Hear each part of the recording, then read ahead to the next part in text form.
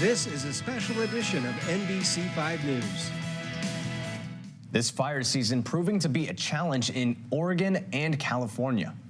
Good evening and thank you for joining us tonight for NBC5 News. I'm Maximus Osborne. A fire that started in Humboldt County, California is now prompting evacuations over in Siskiyou County. That's going to be our top story tonight.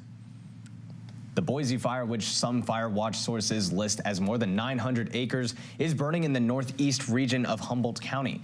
According to the Siskiyou County Office of Emergency Services Facebook page, an evacuation warning is issued for two zones. That's going to be SIS 1704 east of Salmon River Road and SIS 1802 east of Salmon Summit Trail. Visit the Siskiyou County Office of Emergency Services for more information. An extreme fire activity causes the Warner Peak fire burning in Lake County to grow to nearly 40,000 acres. The lightning-caused fire on Hart Mountain started on Tuesday. Around 5 p.m. yesterday, a spot fire escaped and grew rapidly, keeping crews and aerial resources busy until sundown. Firefighters took advantage of the favorable weather conditions last night to conduct firing operations along Hart Mountain Road around the refuge headquarters. Additional resources, including crews, engines, and two bulldozers, were brought in yesterday, which are working on the south and west perimeters. The Southwest Complex Incident Management Team 1 will take command of the fire tomorrow morning.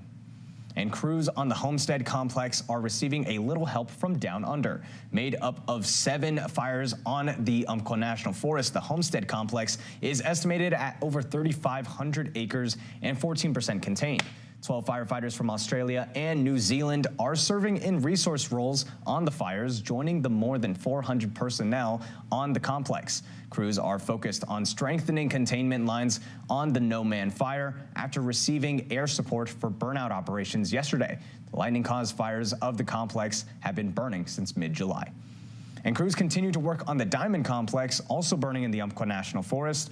The 27 lightning-caused fires now total more than 8,000 acres and containment at 11%. Many of the smaller fires are 95 to 100% contained, freeing up resources to focus on the larger ones. Incident Management Team 7 have more than 700 people assigned to the Diamond Complex, focusing on building containment lines and structure protection, like on the Potter fire, which could threaten Pacific Corps infrastructure.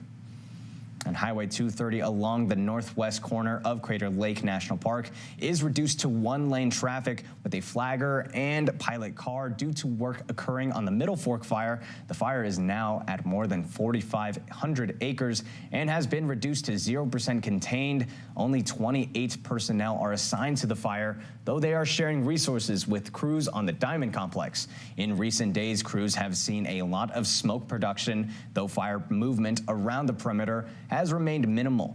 Forecasted weather conditions for the coming days will increase the potential for fire spread. Several trails in the area are closed, but the park remains open. Sounds like a good time to bring in NBC5 Chief Meteorologist Matt Jordan for a look at the forecast. Matt, how's it looking out there?